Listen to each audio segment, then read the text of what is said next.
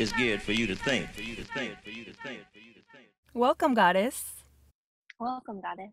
Episode 8. Dun, dun. Whoa! Every time I'm like, ooh, that's exciting. Can we celebrate the fact that our videos are on and there's no freakiness happening? Now you know that's where you need to be to record. Coffee bean, parking lot. Yes. So welcome, everyone. Episode 8 of Between Two Ovaries. For those of you new listeners, I am Venus Creciente. I'm Isadora. That's all you're going to get from me today. Perfectly fine. Day 21. I respect the womb. So today we are going to do womb chats. Womb chat. There's no topic per se, so we might jump all over the place. Which is fine. I'm excited about this. Me too. I feel like we always have womb chats on our podcast in every episode, but this is just like there's no specific topic, so... Extended womb chat. Yes. So where do we begin? How are you? You said you're... Oh, I guess we should save that for cycle time. I mean, we could start with cycle time. Who knows? That could... I feel like this whole thing is going to be a cycle time. Yes. Funny thing you say that, because I text you that I just wanted to talk about my womb, but didn't know how to put it into words. And then you're like, womb chats. I'm like, perfect. I felt like I just wanted to have one extended cycle time. So fast forward, we are in cycle time. I wish they could see me shimmy. Oh my God, I love your dance so much. So good. Oh, yes. Go ahead and start with cycle time. I think I said this to you the other day, that I feel like I've been in pre-bleed this entire cycle. So it's been trippy and intense, and I feel like I have shitty relationships with like everyone. It cut off from like shitty relationships to now. It cut off. Shitty relationship. I don't remember what I was going to say. The womb does not repeat herself, okay? You better pay attention because she speaks one time. That's true, and it's not the first time you say that. So I completely respect that and believe that. Anyways, see, there you go. Shitty. And you're out. Every time you say shitty relationships, it cuts out. Your womb must not want me to know because it's a lie. She's like, she's speaking not the truth. We are coming back to Isadora's cycle time since she is having some technical womb difficulties. I'm kidding. She's No, it's for real. It's happening. All right. I, Venus Creciente, am on day 4 of cycle number, I think this is cycle number 8 that I'm tracking. My last cycle was 35 days and there was no plan B taken. So that's pretty exciting because my normal average is 43 days. That's 8 days less than the average. I'm not thinking too much about it in the sense of questioning whether or not my cycle is shortening. But I am just excited that it was a shorter cycle. I'm pretty impressed by my bleed this cycle. It's brought me back to my womb space. It's been amazing. Actually, just completely being able to focus on my womb space. And by being able to, it's making the time and space to do that because life doesn't stop. My husband still works. I'm still working. My kids are still asking 1,000,001 questions and bickering and fighting. You know, just all of these other things that cause tension are still in my life. But the Yoniverse has allowed me to, or inspired me, motivated me, however you want to put it, to make the time to focus on my womb. And what that has looked like is, thankfully, my bleed, Mother Red, arrived on Friday, and it arrived just as I was getting home from work and picking up the kids. And my husband was home. I let him know that my bleed had come and we were celebrating. He was really excited for me. And usually day 1, day 2, and day 3, my lower back has a lot of tightness and my uterus and ovaries just feel, I don't know if they really are, but they feel swollen, very sore. I don't get cramps per se, but I do get a lower abdomen and lower back discomfort. I just want to be in bed or stretching on the floor with a heating pad or in the shower with hot water on me. And so when I got home, I let my husband know that he was in charge of the kids and I was going to go figure out what to do with myself. And it all just kind of flowed naturally. I was able to take a shower. I cut the lights out. I didn't put any candles. Usually put a candle on just to have some type of light. And there's something about a lit candle that relaxes me when I'm in either pre-death or bleeding. It helps me go inward. And so I took a shower in the dark and I had my eyes closed pretty much the entire time, felt things out, and it helped me move slower, which was very good for me. I was able to stretch in the shower. I massaged myself, massaged my legs. I discovered a womb massage. I think I was washing my belly button and I might have pressed a little too hard and I felt it in my lower back. So that led me to pressing down into my uterus on my lower abdomen. And I found relief. I found that relieved some of the discomfort and tightness in my lower back. So I kept slowly pressing on my uterus and almost like petting her. And it was like a heating pad on my lower back because it didn't feel as tight. So that was really exciting to discover that. I feel like I'm so not flowing right now because everything's just, this is me You're on so flowing. Oh, thank you. Okay, thank you for that. I needed that. So I'll keep going. And so I did that and my husband was so supportive. We had an event to go to that same night. We actually went and watched T-Pain at the Adult Swim Festival. So there was this like, am I going to be in a good womb space to go to this event? And had I not ritualed with myself and paid attention to my womb space when my bleed arrived, I think I might have not been in a good space to go to the performance. I'm never really ever able to give myself that attention or give my womb space that attention right when she starts bleeding.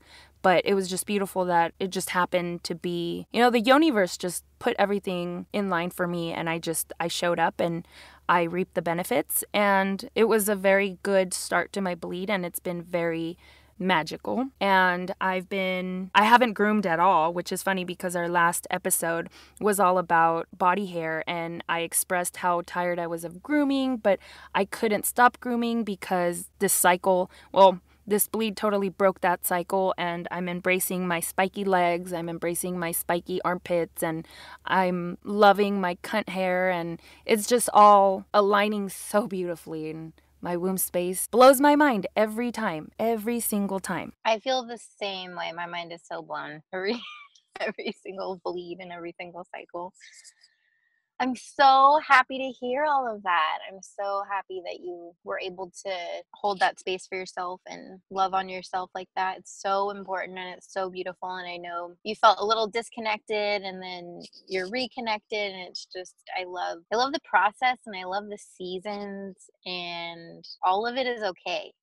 All of it is exactly the way that it should be. That's almost one thing I would like to stress to our listeners and to each other sometimes, because we have a tendency to, at least me, I'll speak for myself, is like beat myself up as, I'm not practicing what I preach or yada yada, when it's like, no, that's not exactly the case. I'm aware of where I am in my cycle, and just because I'm not checking my cervix every day like I was for months, I fell out of that habit, but that's okay.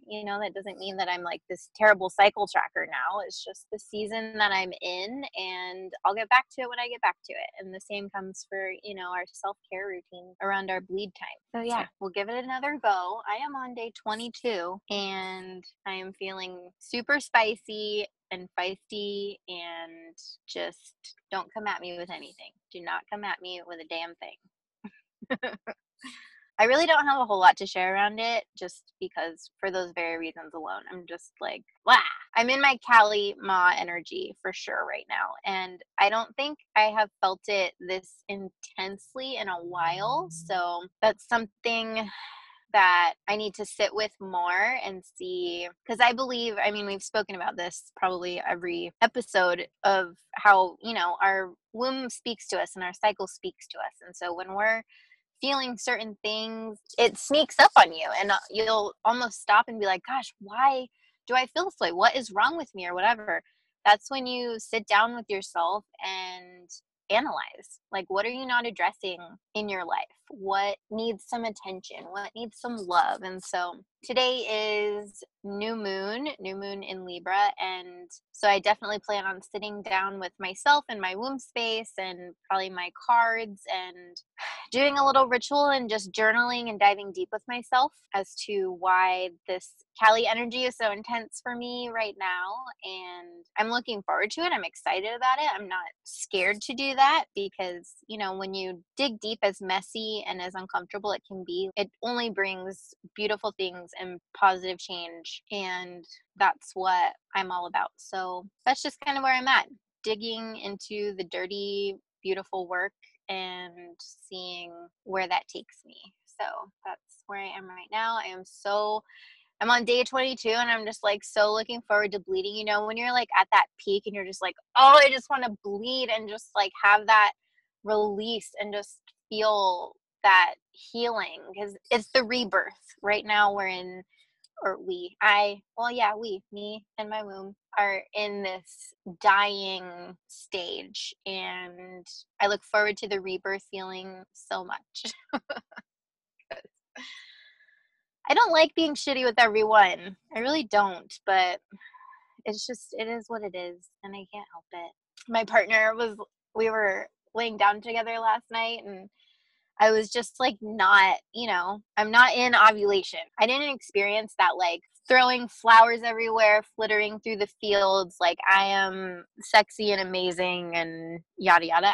There was none of that. And so he's like, you're going to get into pre-bleed soon, aren't you? I think he was just kind of feeling my energy and noticing that I wasn't super into intimacy. And I was like, I'm in it, dude. I am in it. If you haven't noticed, I'm sure that's why you made that comment. So yeah, it just takes communication. And you and I were talking about this earlier, how I'm that person who is like, okay, we've talked about this once, twice, maybe 3 times. We don't have to talk about this anymore. You should know. You should get it. I put the freaking calendar on the wall. I highlighted my cycle days. Like, come on now. Why do I shouldn't have to say anything. But, the whole world does not revolve around me or my womb space. You know what I mean? Just my little world does. Which is hard.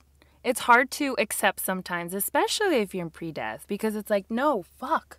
Like, just please, don't you know that my womb is dying right now? Why? That's how I am with my kids, and I feel so bad because they get the full force of like my pre-death.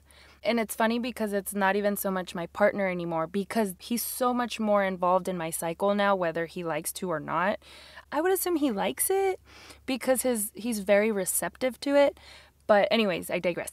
My kids get so much of that dying force because I was talking about this with my partner, where I was reflecting on how I had treated, this was before my bleed, so I was in pre-death, how I was treating the kids and communicating with them that I needed my space, but I need to do it more gracefully. And it's challenging when I'm in pre-death because I'm just very direct of, look, you need to stop talking to me right now because I will snap on you, and I don't want to do that. You don't deserve that. But yet I'm snapping at them. Mm-hmm. And so he's been helping me out in trying to figure out how to communicate these things, not only to them, but to other people, or how to really help my flow, depending on the phase. And it's interesting because he's a male and he has no clue what it feels like to cycle as a woman, because I'm sure men cycle along with us. It just makes sense that they cycle along with us. But I was going to mention, you were talking about the dying and looking forward to it. Whereas before, not tracking my cycle, not knowing anything about my body and how it was working, I used to think that I was bipolar. And maybe I have a little bit of that in me because mental health issues run in my family. But I don't think I'm psychologically unstable anymore because I believe in my womb and I believe in that death and rebirth. And every pre-death that obviously leads into my bleeding reminds me of why I chose Venus Creciente For those of you that have listened to episode number 1, this is me reiterating my pseudonym and its meaning. But for those of you that haven't listened to episode 1, Venus Creciente came from mainly the second part, Creciente, because it means rising. And I've always resonated with the phoenix, how it burns down and is reborn. I feel like my womb space does that now as well, when it's dying and it's wishing for the death. I just feel so much tension built up that when my bleed comes, it flows, all that tension flows out with the blood. And I truly feel it. It's not just in my psyche. My body feels that tension come down. This bleed, I had day 1 and 2, this intense desire to free bleed into the earth, like just dig up a hole and free bleed into it. And I've never felt that. So that was really interesting and very primal. And I so wish I had just gone out somewhere into the wild and dug up a hole and bled into it. But one day. So thank you for letting me share that. Free bleed. Oh my gosh. Yes. I get that feeling too.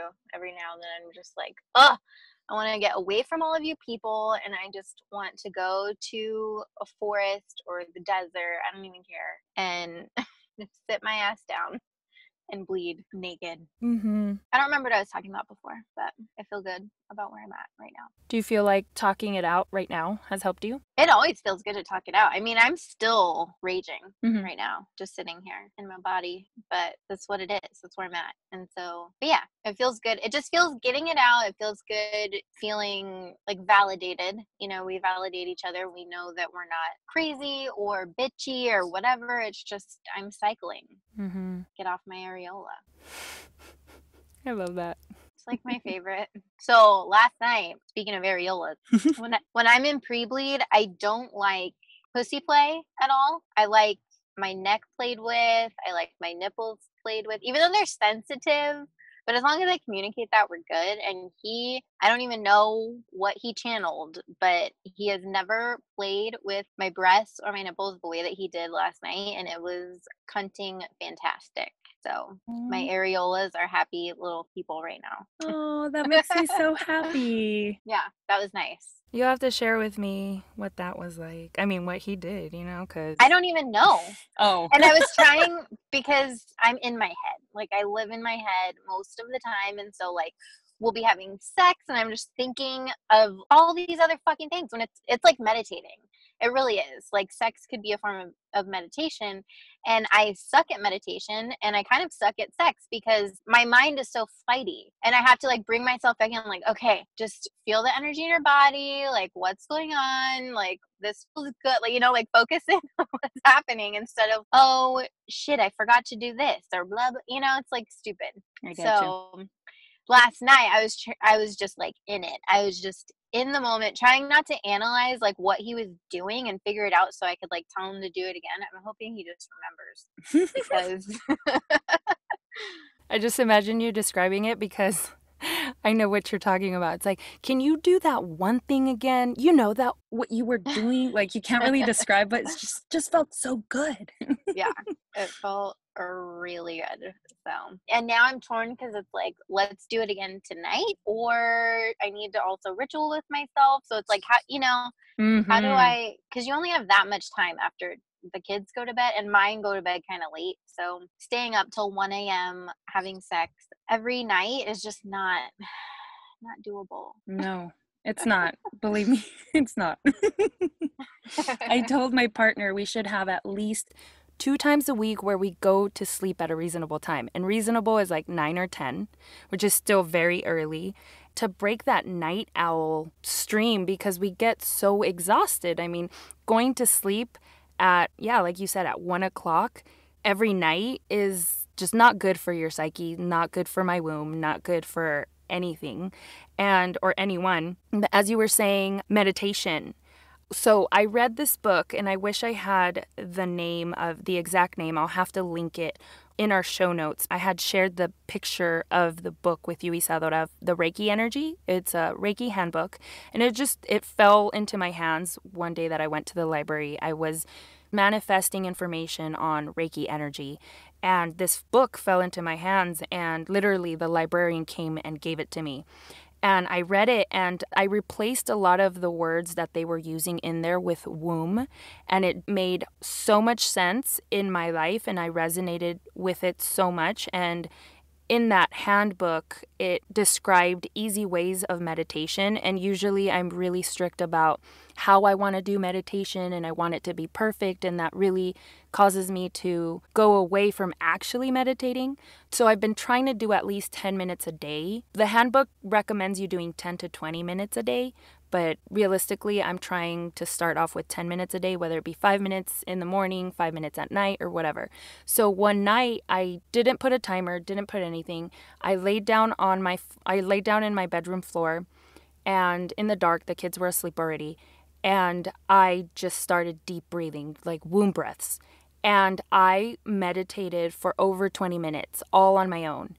And my body, I had this experience where my spirit came out of my, it sounds bizarre and crazy, I know, just stick with me. If you're into this stuff, then you'll get it. And if you're not, then just have an open womb. I'm Mind. into it. So and it's the only time it's happened since I started doing it, and I want it so bad again, but just being graceful and just allowing myself to be. So my spirit, I don't know at what point into the meditation, but my spirit felt like it literally came out of my body. It felt like my spirit was watching my body just lay there, not in any creepy way, but I couldn't see my body. It wasn't like an out-of-body experience, like if you were on some type of drug. It was just this feeling of, okay, my spirit isn't in my body, yet I still feel totally aligned. And it was incredible. I tried describing it to people, but you can't really describe in words what that really felt like. So after that, I'm like, I can meditate. I totally can. And I tried it on the commute home the other day. I commute an hour on public transportation, so I had some time in the subway to just close my eyes. There were so many people on the subway, and I was trying to read. I couldn't concentrate. So what I did is I closed my eyes and started womb breathing. And it was amazing. I could hear everything that was going on so much more clear. I always wear my sunglasses while I'm on public transportation because I feel like it's just another layer of privacy for some reason. And that helped me close my eyes. And like I was saying, I was able to hear everything so much clearer, and I was smelling everything. And that's not necessarily a good thing while you're on public transportation, but it was amazing to me of what my senses could do when I wasn't thinking, because of course my thoughts definitely stray away and start thinking of things that I have to do or I didn't do. And the practice is kind of paying off because I'm able to redirect my thoughts back to my breathing a little bit easier. Not saying that it's perfect because I've only been practicing for like two weeks roughly. But it's amazing. I've found the benefits of meditation instead of just like, oh, I've been trying it for 5 minutes and it's not working, so I'm just going to give up and never do it again. So it's definitely like with cycle tracking. It takes practice and commitment, and it's just really making that time to do it for yourself, and it's challenging. That is so rad. You inspire me. Thank you. You inspire me. I'm going to reframe, restructure my opinion to myself earlier that I suck at meditating. And I don't suck at meditating. I just need to make an effort to meditate. Right. And it's just remembering that I have to correct myself all the time with my kids because like my son will say, oh, Mom, will you do this with me? And I almost say like, no, I suck at that. And it's like, no, wait. I've gotten better now. I used to say that. And then now I'll say, well, you know what? I need a lot more practice with that so I can get better and be able to do that with you. But you know who's better at that or who's gotten more practice with that is your dad or, you know, whoever. But I try and of course, this is me on a good day. Our listeners haven't seen me directly one-on-one on my low days, but I do have my days where I'm like, no, I'm horrible. And my pity party days. Oh my gosh, pity parties and adult tantrums. Those Adults, are very real. those are so real. They're so pathetic. And I get so frustrated when my children have tantrums and when they're whining. And I sometimes have to get real with myself and just be like, you whine all the fucking time. So shut the fuck up and leave those poor kids alone. Snapping my fingers right now. My ovaries are snapping their fallopian tubes, you know? No, not snapping. They're whipping their fallopian tubes. I whip my tubes back and Back and forth. forth. I whip my tubes. Back and forth. Okay, so if we can get on Jada Pinkett Smith's Red Table Talk, imagine. Ooh. We should, I don't know. Where do you find that? How do you, like, she doesn't even have an Instagram page for it. It's like a hashtag. Right. I don't know. Like, where do you watch it or listen to it or whatever? I think it's on Facebook. I don't know. Oh, and earlier, something that I forgot to mention earlier that I wanted to mention, period sex. I wanted to mention it because yesterday I was talking to my partner about how I'm grateful that he doesn't mind period sex. And it's been today will be 4 days since we've actually had any sexual intercourse. And that's the longest in like 3 months. So I was telling him that I feel bad in a way that, I want him, but at the same time, I'm really focused on helping my womb space get through this bleed and giving her the love and attention that she deserves. And he was super receptive to that. And he told me that he completely understands. And it's, he understands it's a phase within my cycle.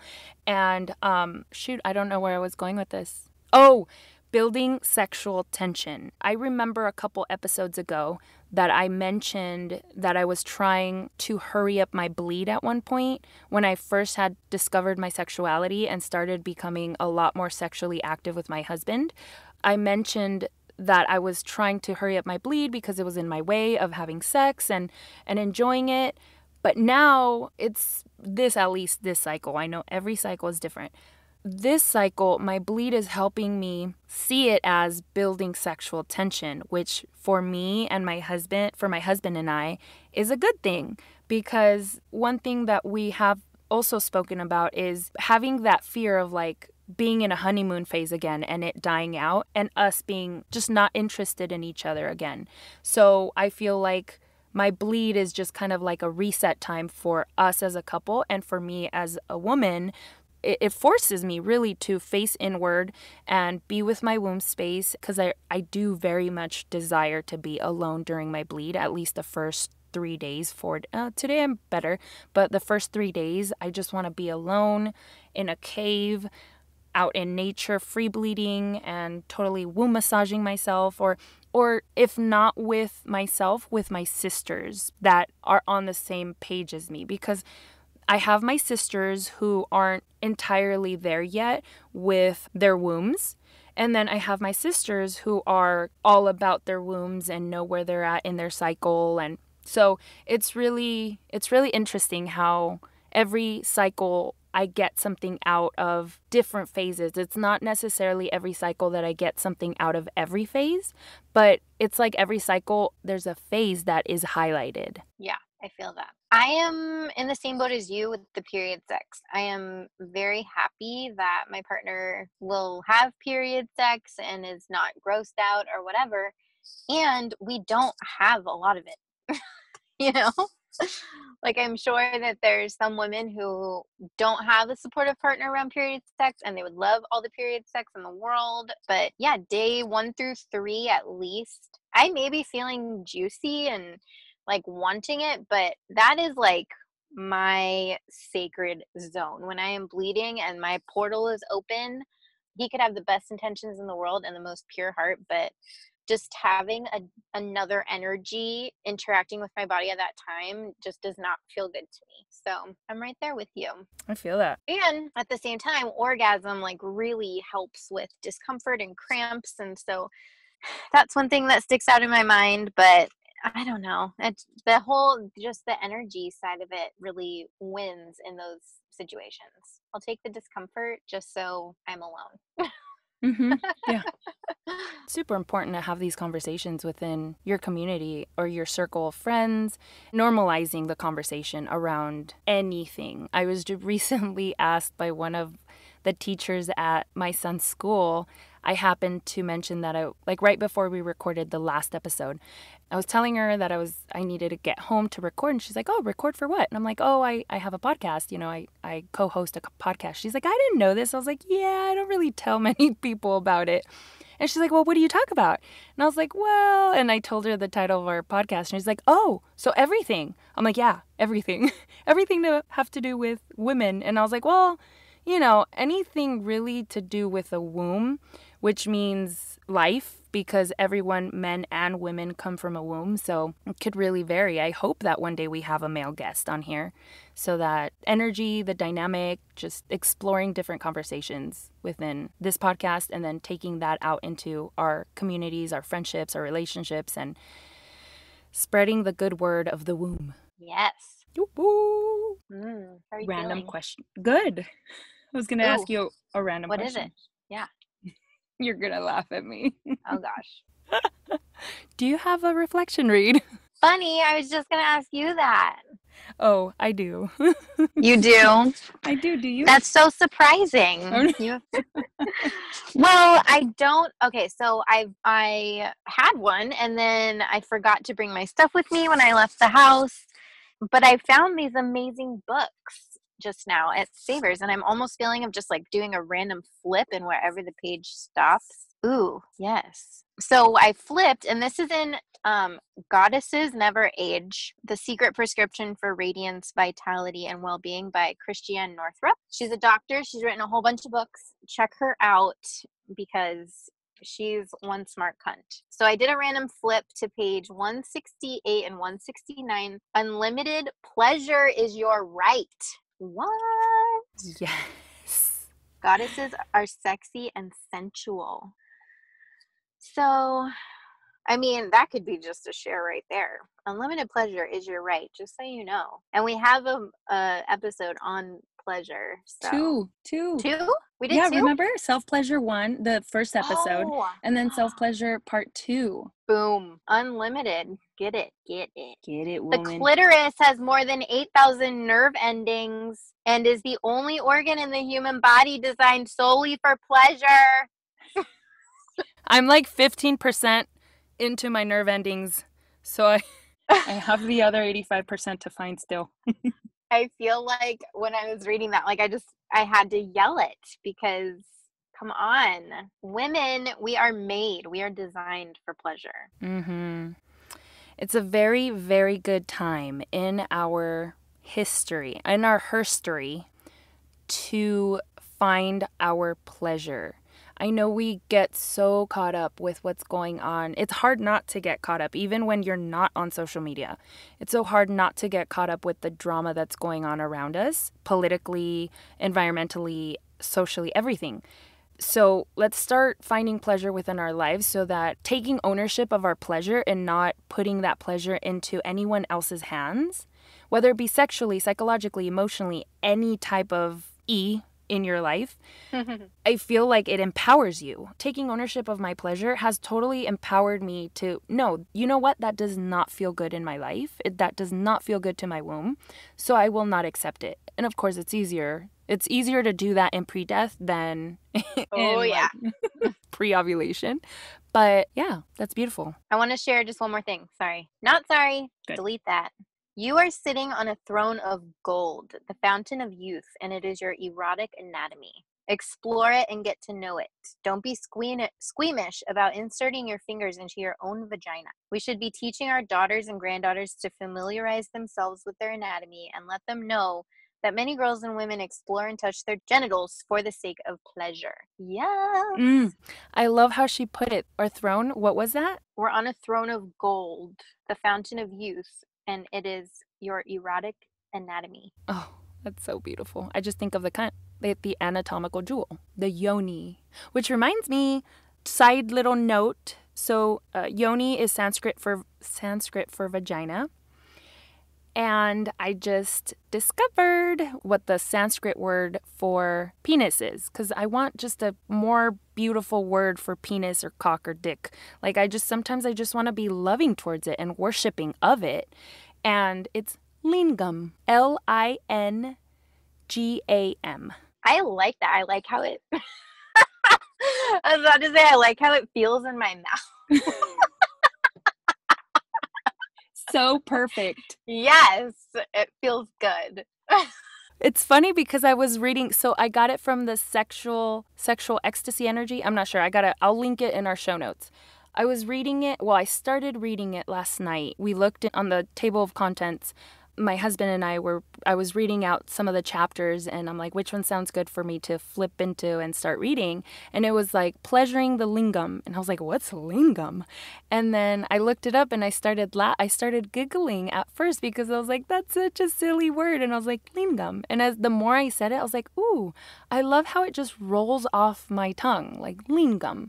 And that's even in the book, it says like, it's a more gentle word. And I'm like, yes. Whereas like cunt, it's that powerful word of like, I'm going to stab you if you just like. So, anyways, I digress. So good. Yeah. So, my reflection read is from this book called The Book of Venus Creciente. And volume number like 16, aka my journal. It says, everything feels better when I love myself.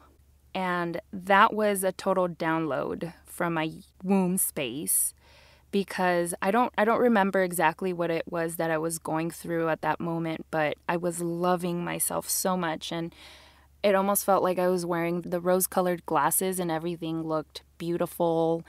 And it made sense to me that, yes, if I love myself, of course everything else is going to feel better. Doesn't mean that all my challenges are done away, they go away, magically disappear. They don't with anything. No matter how much self-love you have, they're always going to be there. It's just a matter of how my self-love is going to help me get through them, because I think I described it this way to my cousin. She was having a really hard time, and she's like, I just need to get back into loving myself, and I don't know how to do that. I'm like, well, he's going to be a 2-year-old in November. And I said, pretend your womb space is your child. What wouldn't you do for your child? What do you do for your child? You sacrifice, you compromise. Now do the same for your womb space. Treat your womb space like your child, and it'll be a little bit easier to understand what it is to love yourself. That was a womb boom right there. Boom. And then really quick, my journal entry underneath that was another one-liner. It says, be with my womb and it will happen, whatever it needs to be. So pretty much what I was trying to say is, in being with my womb, what needs to happen will happen. It is what it is. Does that make sense? Yeah, I love it. I wonder what the art is going to look like on the front of your book. I'll probably have Faralina do that. And then you'll write the foreword. Ooh, oh my gosh. That just made my womb tingle. You're going to start bleeding soon. Just kidding. Remember that time you helped my bleed come? Oh my gosh, that was magic. Pure magic. That was almost exactly 7 months ago. I remember. We were celebrating our 30th birthdays. Yeah, I'm a womb witch. You are. Totally.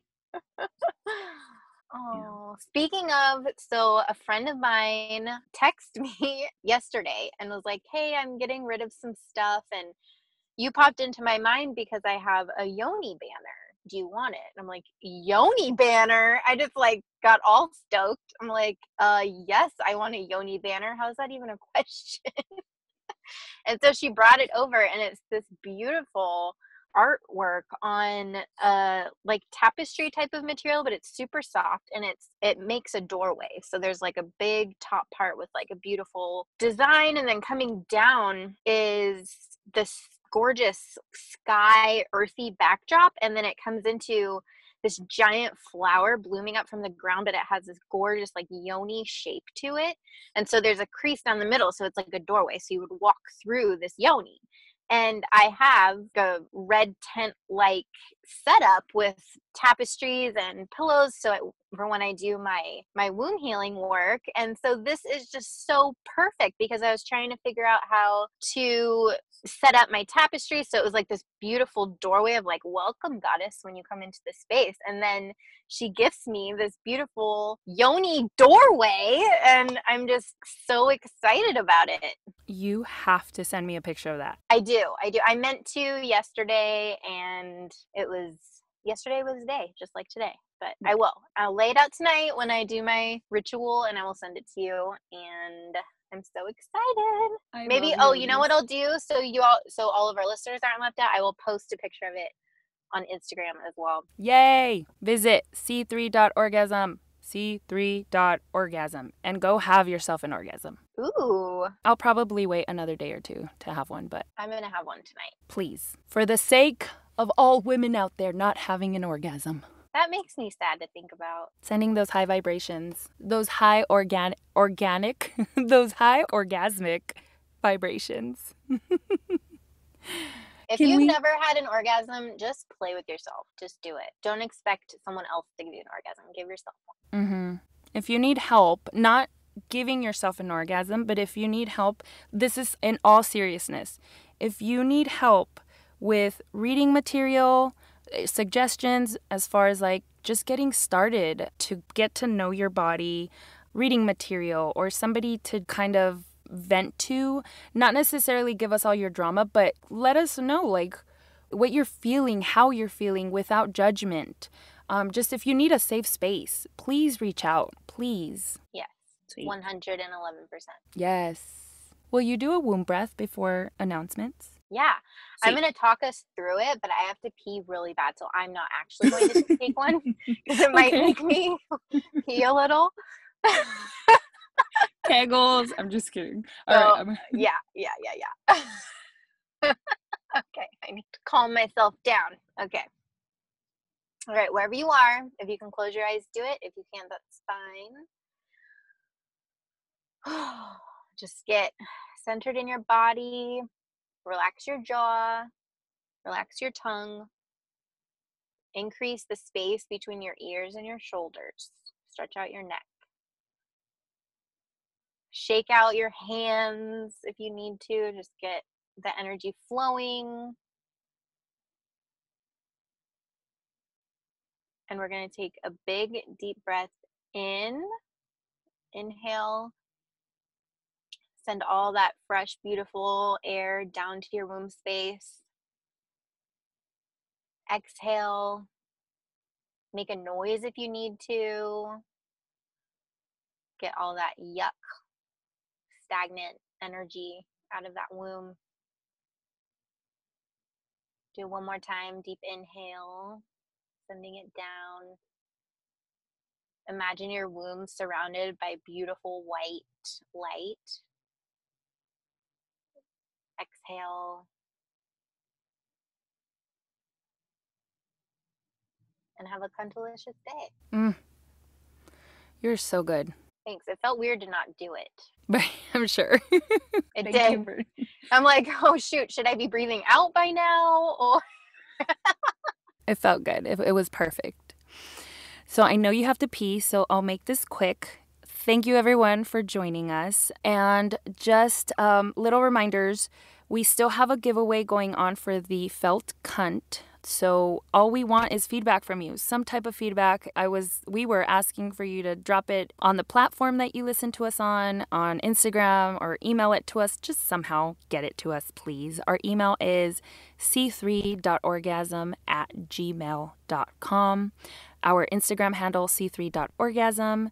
If you have our direct phone numbers, text it to us and just let us know, hey, I want to be entered into the giveaway.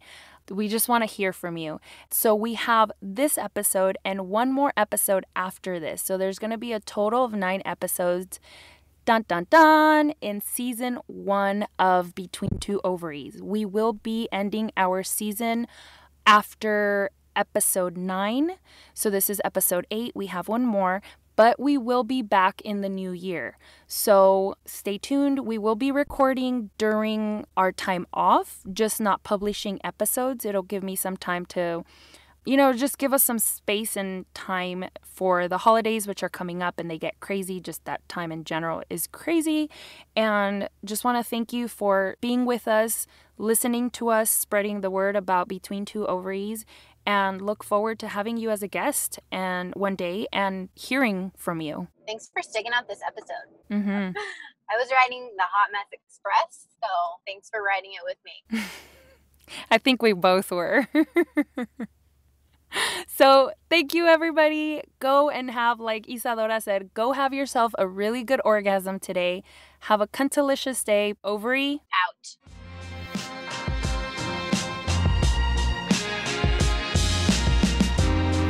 But I've got news for you.